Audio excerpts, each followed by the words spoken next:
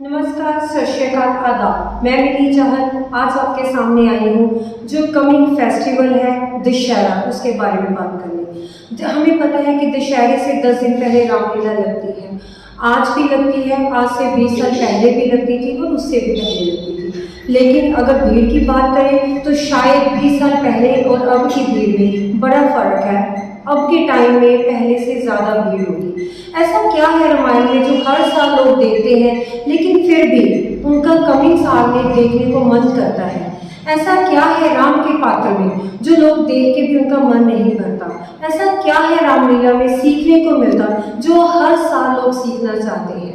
तो अब इस बार भी रामलीला लग रही है, क्यों ना हम इस बार रामलीला को देखें, लेकिन राम गोपाल के शब्दों में उनके शब्द हमें क्या सिखाते हैं, रामलीला में हमें क्या सीखने में मिलता है। क्यों ना इस दशहरे पे हम उसी को देखें। तो मिलते हैं इस बार जो आ रही है रामलीला, जो अभी कुछ दिनों में स्टार्ट हो जाएगी, वहाँ पे हम मिलेंगे। तब तक के लिए ਅੱਜ ਅਸੀਂ बड़े सौभाग्यशाली हाँ कि रामलीला देख रहे हैं। क्या कोई सोच सकता है भी शुरुआत जिस वेले हुई होनी तो उस वेले की होया होएगा? तो ਅਸੀਂ सारे जानते हाँ कि भगवान वाल्मीकि जी ने रामायण की रचना की ते वो रामायण संस्कृत भाषा दे विच है और ਲੱਖਾਂ साल हो गए उन्होंने इसकी रचना किते हुए हैं। लेकिन 350 साल पहला, लगभग 400 साल पहला तुलसीदास जी हुए, उन्होंने मन दे विच आया कि किसी जमाने दे विच संस्कृत साडी भाषा सीगी, मातृ भाषा सी, असी बोलचाल की भाषा सी, इस करके असी उसनूं पढ़ लेंदे सी ते उसका अर्थ समझ लेते सी। लेकिन हुण वो साडी भाषा रही नहीं, असी भुल गए। तो लोकल भाषा दे विच रामायण जिहड़ी है वो लिखनी चाहिए है। तो तुहानूं जान के बड़ी हैरानी होएगी कि जदों उन्होंने इसकी शुरुआत की और अयोध्या गए तो सारिਆਂ ने इतना विरोध किया कि जिहड़ी देवबाणी दे विच रामायण है उसनूं असीं किसी होर भाषा से स्वीकार नहीं करांगे।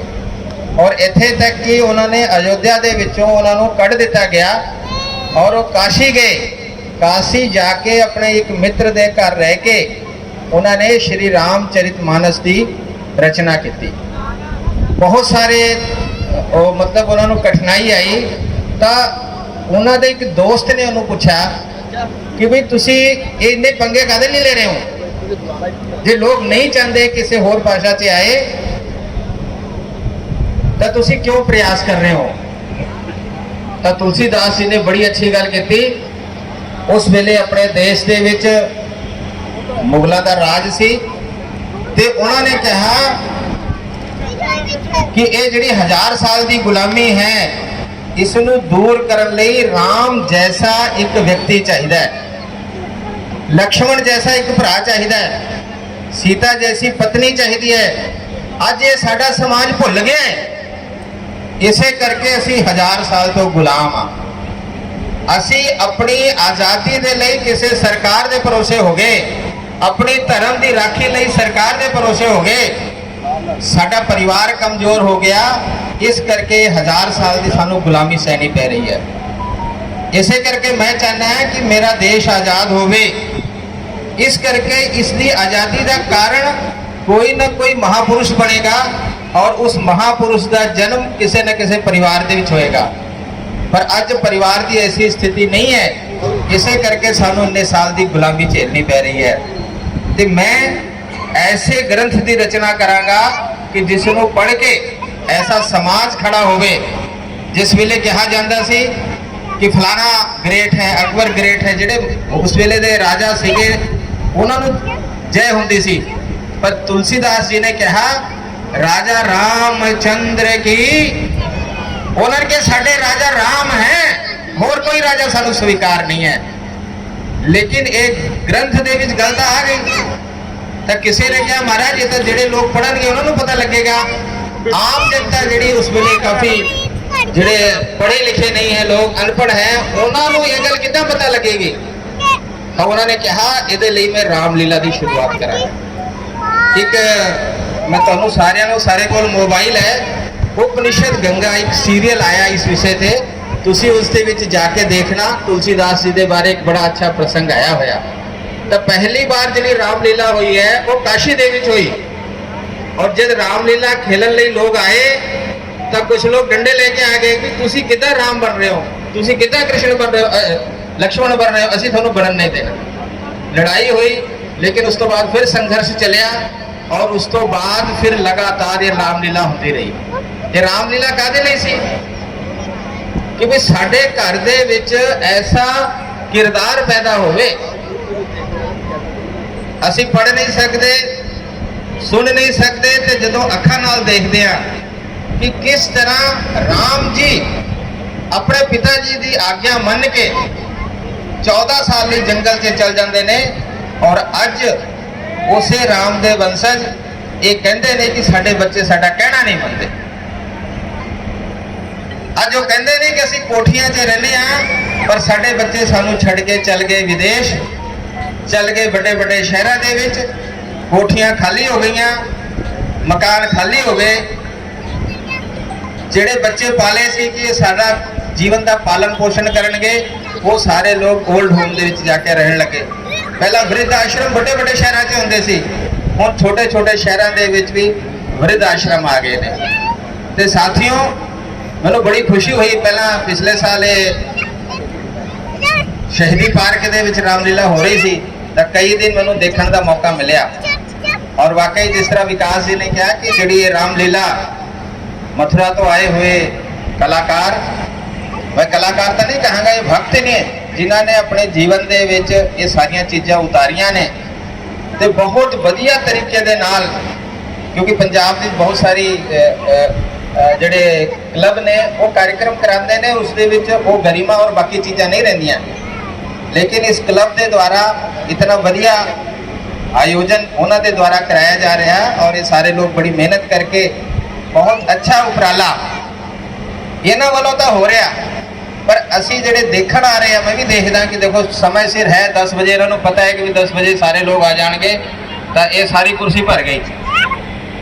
तो इसका मतलब है कि साड़ी इच्छा भी है, लेकिन मेरा इतना ही निवेदन है कि ये रामायण जिहड़ी है, ये राम की लीला मेरे लिए है, राम मेरे पूर्वज ने, राम का इतिहास मेरा इतिहास है, क्योंकि मैं ही उन्होंने जन्मदिन मनाना, मैं ही उन्होंने विजय दिवस मनाना, मैं ही उन्होंने विवाह का कार्यक्रम मनाता, इसका मतलब वो मेरे पूर्वज ने। तो जे मेरे पूर्वज ने, तो मेरा जीवन भी उन्होंने वर्गा होना चाहिए, उन्होंने परिवार वर्गा होना चाहिए। तो जे असी अपने परिवार को भगवान राम जी जैसा बना लिया, तो फिर भगवान वाल्मीकि जी का रामायण लिखना, तुलसीदास जी का इतना कष्ट सह के श्री रामचरित मानस लिखना, और साथियों एक गल मैं तुहानू दसदे बड़ी खुशी हो रही है, जब उन्होंने किया उस तो बाद हर भाषा के विच रामचरित मानस का अनुवाद शुरू हो गया, पंजाबी दे विच भी रामचरित मानस का अनुवाद होया, एक बहुत बड़ी परंपरा शुरू कर दी। पर उस त्याग का सब तो बड़ा कारण श्री तुलसीदास जी ने।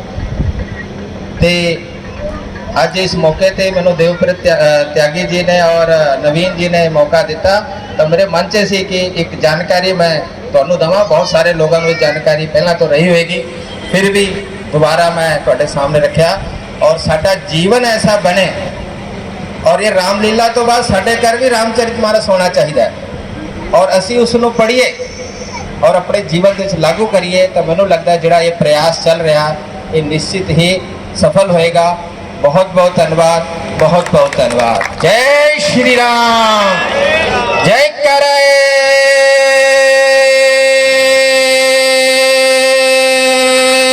वीर बजरंगी। धन्यवाद जी सर।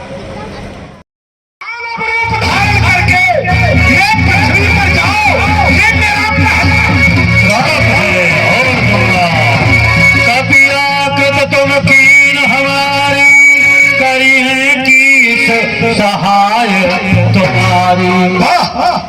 तुमने बंदर को इतना गिरा हुआ, इतना कामी समझ रखा, तो ठीक है, आज मैं तुम्हें श्राप देता हूं, फिरोगे ठोकरे खाते महादुस्तर पहाड़ों में, कहीं जंगल, कहीं पर्वत, कहीं वन और उजाड़। उस घोर विपत्ति के समय कोई नहीं काम आएगा। अगर कुछ काम आया तो बगैर ही काम आएगा। ये मेरा साथ है विष्णु। गंगा और भालू ही तुम्हारी सहायता करे। ये मम अपकार कीन तुम्हारी, नारी फिर है तुम होव दुखार। विष्णु, मैंने तो तुमसे उपकार करने के लिए कहा, लेकिन तुमने मेरा उपकार किया है।